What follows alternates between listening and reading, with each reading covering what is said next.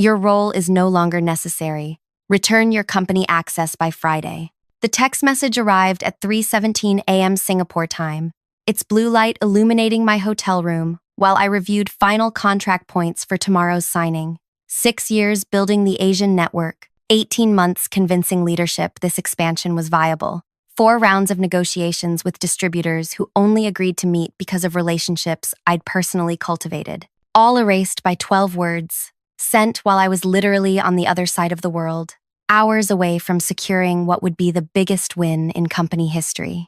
I read it again, certain I'd misunderstood. The message remained unchanged on my screen, sent from Margot, the newly appointed Chief Strategy Officer, who'd joined 3 months ago. I checked the recipient list. Just me. No courtesy copy to my team.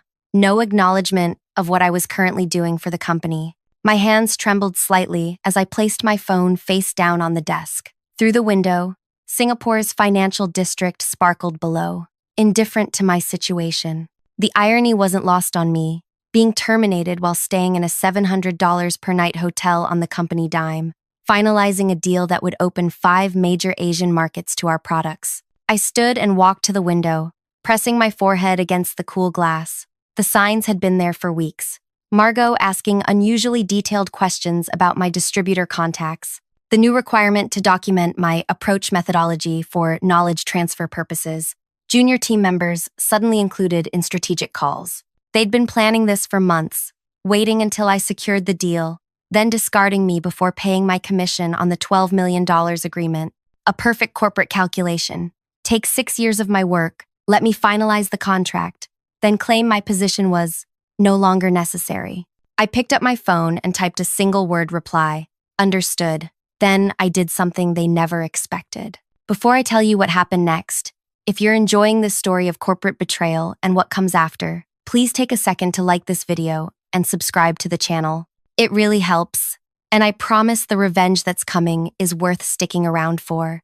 Drop a comment if you've ever been undervalued at work. I read them all. My name is Amara Lockwood, and until that text message, I was the global expansion director for a mid-sized American technology firm that produced specialized industrial sensors.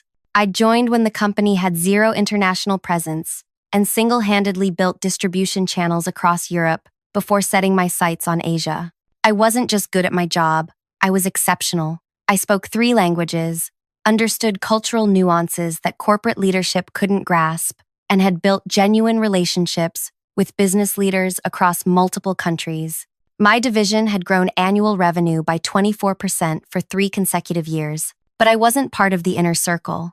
I'd been hired before the current CEO, Pierce, took over and transformed our company culture from collaborative to cutthroat. Pierce brought his own people, like Margot, and they viewed veterans like me as obstacles rather than assets. I slept fitfully for 4 hours, then showered and dressed in my most impeccable suit.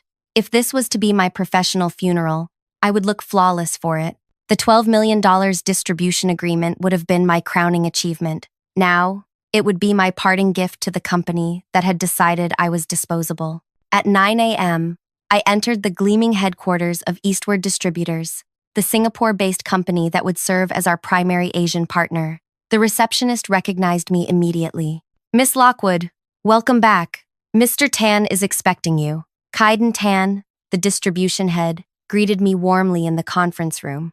6 months of relationship building had transformed our interactions from formal to friendly. "Amara, excellent to see you." He gestured to the tea service prepared on the side table. "I've arranged for the jasmine pearl tea you mentioned enjoying last time."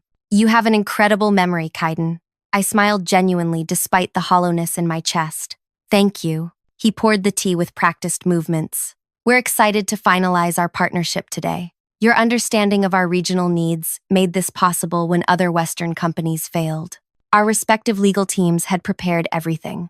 The contract specified quality standards, delivery timelines, pricing structures, and territory exclusivity. It was clean, tight, and favorable to both parties after months of negotiation. But now, I saw it differently. As we reviewed the documents, a plan crystallized in my mind. Not sabotage. I was too professional for that, but protection. For myself and, in a way, for Kaiden too. "Before we sign, I said casually. There's one small adjustment I'd like to propose. Kaiden tilted his head slightly, wariness flickering across his expression. At this stage, everything has been approved by both sides. It's minor, I assured him. Just language clarifying the implementation timeline and relationship management. In international business, tiny details matter enormously. Trust is paramount. Relationships sustain everything, especially in Asian markets, where personal connections often trump institutional ones. I drafted a 3-sentence clause for page 17. It specified that the primary contact who negotiated the deal must personally oversee implementation for the first 6 months. If that person changed, either party could request a complete contract review with modified terms. This ensures consistency, I explained as Kaiden read the addition. You'll work with someone who understands your needs and has proven trustworthiness. He nodded slowly, the wariness dissolving. This is reasonable. It protects both our interests and honors the relationship we've built. Neither of us spoke the obvious truth. Corporations often push aside deal-makers. Once contracts are signed, substituting implementation teams unfamiliar with the nuanced conversations and unwritten understandings that shaped the agreement. We added the clause, and our lawyers adjusted the documents. That afternoon, with ceremonial pens and company witnesses, we signed the agreement that would generate millions in revenue for years to come. Kaiden shook my hand last. I look forward to implementing this with you, Amara. Our success depends on partners who understand both business and culture. I maintained my professional smile. Absolutely. That night, I carefully packed for my return flight. I sent an email to my team with detailed handover notes, not because the company deserved it, but because my team members did. Then I opened my laptop and sent a single message to Kaiden's private email address. Kaiden, I value our professional relationship and believe in transparency. Please call me tomorrow at 2 p.m. your time. Something important has changed. On the 14-hour flight home, I didn't watch movies or work on presentations. Instead, I updated my resume, contacted 3 industry connections about potential opportunities, and strategized my exit interview. I would be gracious, professional, and memorable.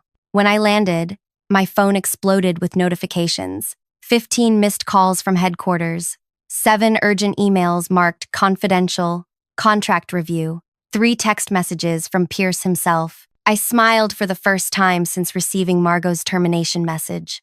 The storm had begun, and I was safely outside, watching it gather force. When I arrived at the office building, my company ID card didn't work at the security gate. The guard gave me a sympathetic look as he checked my name against a list. Sorry, Miss Lockwood. I need to issue you a visitor badge. A visitor badge. After 6 years of building their international division from nothing. Thanks, Daniel, I said, accepting the plastic clip-on. Daniel had worked security since before I joined the company. He'd seen executives come and go, watching their status change through simple exchanges like this one. They left your things with reception, he added quietly. Been seeing too much of that lately. The elevator ride to the 14th floor gave me time to compose myself. The doors opened to reveal Margot waiting in the reception area, her posture rigid, designer dress impeccable. At 42, she'd been recruited from a competitor 4 months ago, bringing an aggressive management style that valued metrics over people. Amara, she said, tone artificially warm. Thank you for coming in. We can speak in the side conference room. I glanced at the reception desk, where a cardboard box sat, my office contents already packed up. Let me get my things first. Of course. Her smile remained fixed. Pierce would like to join our conversation if you're amenable. I nodded. I would expect nothing less. The side conference room was strategically chosen, away from the main work areas where my former team might see me. Pierce was already seated, scrolling through his phone. He looked up with practiced concern when we entered. Amara, thank you for your understanding during this transition. Pierce Mason had taken over as CEO 18 months ago after our founder retired. In his mid-50s, with prematurely white hair that he leveraged as a distinguished trademark, he'd spent his career making troubled companies profitable, usually by aggressive cost-cutting, followed by a sale to larger entities. I sat across from them, placing my visitor badge prominently on the table. I understand perfectly. Margot slid a folder across the table. Your severance package is very generous. 6 months' salary plus your accrued vacation time.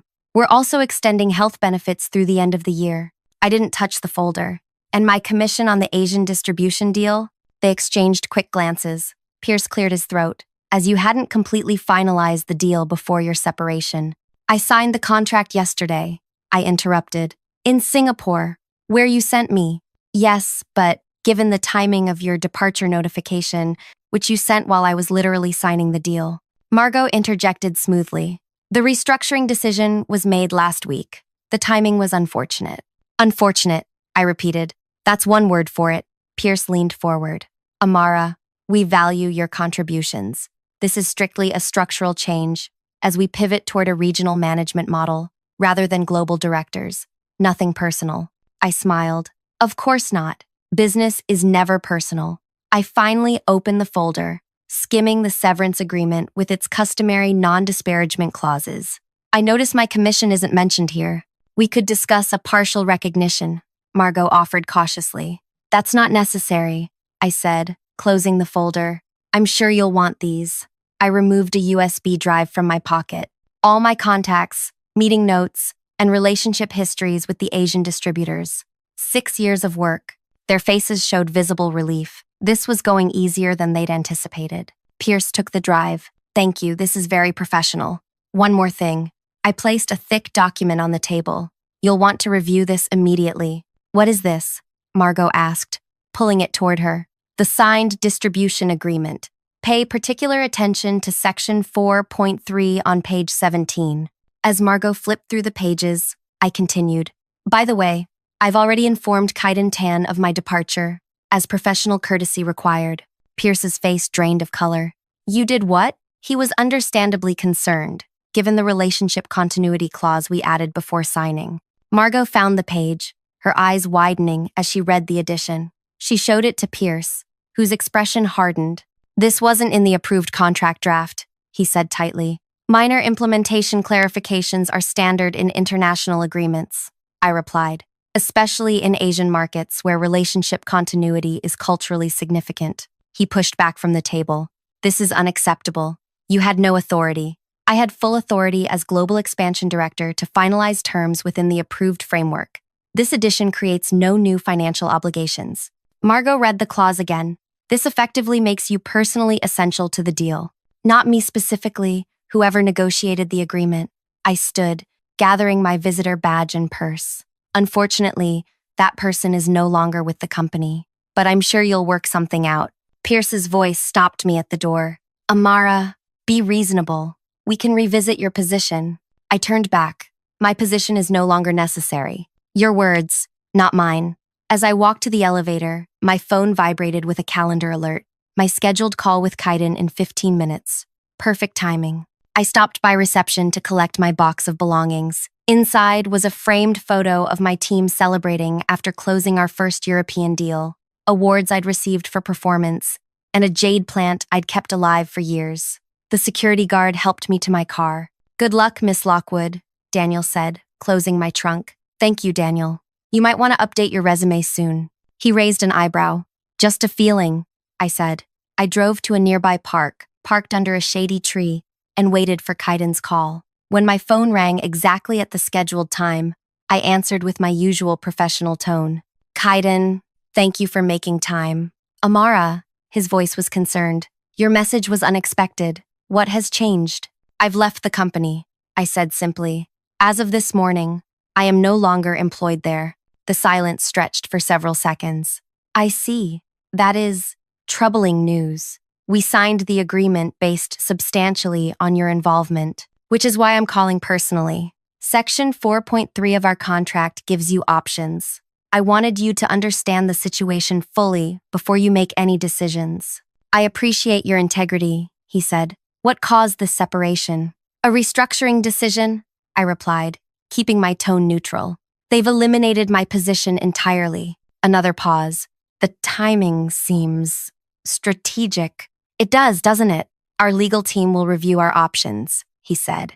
In the meantime, do you have recommendations for proceeding? That would be inappropriate now that I'm no longer with the company, I answered carefully. But as someone who values our professional relationship, I hope whatever path you choose protects your interests fully. Understood, His tone conveyed much more than the single word. "We will be in touch with your former employer today." When we ended the call, I sat watching a group of children playing nearby, their laughter carrying across the park. My phone began buzzing again. 6 new messages from Pierce, 3 from Margot, and 1 from my former deputy director, Elena. I opened only Elena's message. "Whatever you did, they're panicking. Emergency board call in progress. What's happening?" I smiled and typed back, "Climate change." The forecast suddenly shifted. Then I turned off my phone completely, took my box of belongings from the trunk, and found a quiet bench overlooking a small pond. For the first time in years, I had nowhere to be, no crisis to manage, no late-night conference calls scheduled across time zones. I felt something unexpected: freedom. The company phone in my box chimed with message after message. I removed the battery and slid it into my purse. Whatever storm was brewing at headquarters would have to rage without me. As the afternoon sun warmed my face, I opened my personal laptop and began writing emails to 3 specific competitors who had tried recruiting me over the past 2 years. The subject line was simple: "Now available for discussions." Within 20 minutes, all 3 had responded with meeting requests. My personal phone rang, a number I didn't recognize. I answered cautiously. "Amara Lockwood," a deep voice said. "My name is Jackson Wade. I'm the CEO of Summit Sensor Systems. I understand you might be looking for new opportunities, and I believe we should talk immediately." I hadn't contacted Summit. They were the industry leader, 3 times larger than my former employer. "How did you hear I was available?" I asked. "Let's just say news travels fast when someone with your track record suddenly enters the market. I've followed your international expansion work for years. Can you meet tomorrow?" The wheels of my revenge were turning faster than I'd anticipated. My former company had underestimated 2 critical factors: my network within the industry and how quickly good talent gets noticed when suddenly available. "Tomorrow works perfectly," I replied. "I just happen to have an opening in my schedule." The meeting with Jackson Wade took place at Summit's downtown office the following morning. Unlike the sterile minimalism of my former workplace, Summit's headquarters featured warm wood accents and glass walls that showcased teams collaborating rather than hiding them away. Jackson greeted me personally in the lobby. In his early 50s, with salt and pepper hair and wire-rimmed glasses, he projected thoughtful competence rather than aggressive ambition. "Thank you for coming on such short notice," he said, leading me to a light-filled conference room overlooking the city. "I've followed your international expansion work for years. I'm curious how you heard I was available so quickly," I said, as we sat. He smiled. "The industrial sensor world is smaller than people think. Kaiden Tan called me yesterday. My surprise must have shown. We've known each other for 15 years, Jackson explained. "When he mentioned what happened with your contract clause and departure, I immediately saw an opportunity." He leaned forward. "Tell me, what really happened?" For the next hour, I gave Jackson the unvarnished truth about my termination and the contract modification. He listened without interruption, occasionally making notes. "What you did wasn't revenge," he said when I finished. "It was self-preservation. They created this situation, not you." "Maybe a little of both," I admitted. He nodded. "Fair enough. Here's my proposition. I want you to head our entire Asia-Pacific division. Double your previous salary, equity options, and complete authority over regional strategy." He slid a document across the table, "including the freedom to approach all 5 distributors your former company was courting." I stared at the offer letter with its remarkable compensation package. Why? Why? 2 reasons. First, you've proven you understand Asian business culture when most American executives don't. Second, you've demonstrated loyalty, to yourself certainly, but also to your business partners like Kaiden. You called him personally, rather than leaving him to discover your departure through channels. That integrity is rare and valuable. And the fact that hiring me would damage a competitor? Jackson laughed. "That's just a bonus. Though I should mention, we've been watching your former company since Pierce took over. Their cost-cutting strategy worried us. It's unsustainable in relationship-based markets." I reviewed the offer letter carefully. I'd need 2 weeks before starting. Personal time. "Absolutely." He handed me a pen. "Welcome to Summit, Amara." I signed the letter, feeling a weight lift from my shoulders. This wasn't just a job, it was vindication. Over the next 72 hours, the situation at my former company deteriorated rapidly. Elena kept me updated through discreet text messages. Day 1. Board called emergency meeting. Margot tried blaming you for unauthorized contract changes. Legal shut her down, said you had signing authority. Asian partners all invoking review clause. Day 2. Pierce sent executive team to Singapore. Distributors refusing meetings. Stock dropped 8% when analysts heard about implementation challenges in Asian markets. Day 3. They're offering you your job back with promotion and 40% raise. Should I give them your number? I replied to the last message. No need. I've accepted another position. Shortly after, Pierce himself called my personal number. I let it go to voicemail. His message was diplomatically desperate. Amara, clearly there's been a misunderstanding about your value to the company. The board has authorized me to create a new position, Executive Vice President of Global Markets, reporting directly to me with compensation adjusted accordingly. Please call to discuss. I deleted the message without responding. Meanwhile, I spent my 2 weeks of freedom preparing for my new role. I rented a vacation cabin by a lake, bringing only books about Asian business culture and a notebook. No calls, no emails, no corporate emergencies, just preparation and reflection. On my 3rd day there, Kaiden called. Your former company sent quite a delegation, he said, amusement in his voice. Their new VP tried explaining their enhanced implementation procedure for 2 hours, very detailed PowerPoints. And your response? I asked. I explained that without the relationship architect present, we must reconsider all terms as the contract allows. They offered substantial price concessions. Did that change your position? Amara, he said gently. You understand that business here is built on trust and relationship. Price adjustments cannot replace that foundation. I understand completely, I replied. I heard you've joined Summit. Jackson is a good man who values long-term partnerships. That's why I accepted his offer. Excellent. Perhaps in a month, when you're settled, Summit might be interested in discussing distribution opportunities in Asian markets. I smiled. I believe we would be very interested. By the time I started at Summit, my former company's situation had become a business school case study in how not to handle international expansion. All 5 Asian distributors had formally withdrawn from negotiations. The stock had fallen 22%, as analysts downgraded projections based on failed expansion plans. The Monday morning, I walked into Summit as their new Asia-Pacific director. A company-wide email introduced me to all employees, highlighting my exceptional track record in building sustainable international partnerships. My inbox filled with welcome messages from team members eager to work together. My first official act was scheduling calls with all 5 Asian distributors. By week's end, 3 had agreed to preliminary meetings with Summit. By month's end, we had signed 2 to exclusive distribution agreements with terms more favorable than what they'd nearly accepted from my former company. Kaiden's company signed with us 6 weeks later, after thorough discussions and relationship building with my new team. The press release announcing our partnership caused my former company's stock to drop another 15% in a single day. 3 months after my termination, the business news reported major leadership changes at my former company. The board had removed Pierce as CEO, citing strategic missteps in international markets. Margot resigned the same day. The company announced a return to core markets strategy, corporate speak for retreating from their failed expansion plans. I took no joy in individual suffering, but I felt vindicated watching the consequences of their decisions unfold. They had discarded me as unnecessary while I was creating tremendous value. The market simply corrected their misperception.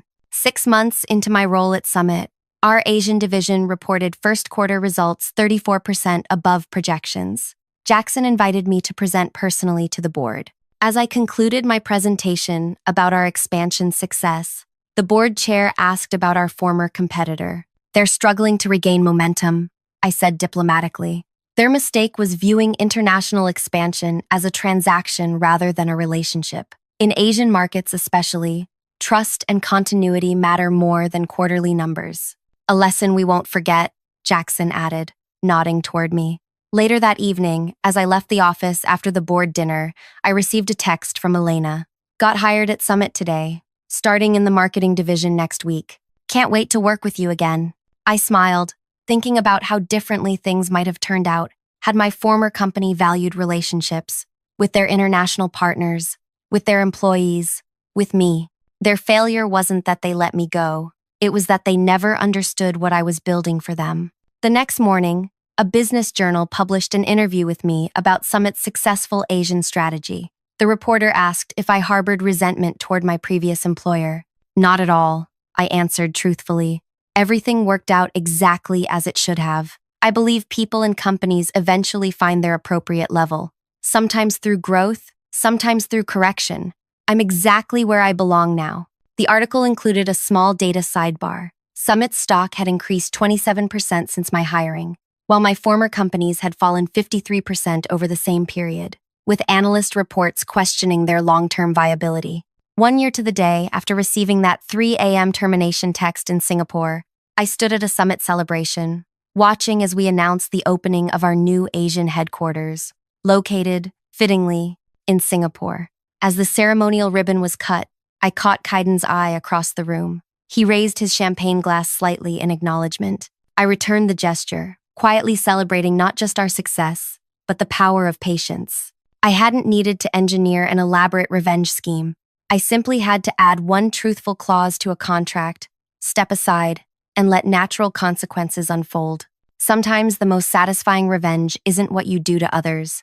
It's what you build for yourself, while they self-destruct without you. Thank you for listening to my story. If you enjoyed it, please hit the like button and subscribe for more tales of workplace justice and professional comebacks. Drop a comment sharing your own experience with workplace undervaluation or corporate short-sightedness. I read every comment and find strength in our shared experiences. Until next time, remember that your true value isn't determined by those who discard you, but by what you create after they do.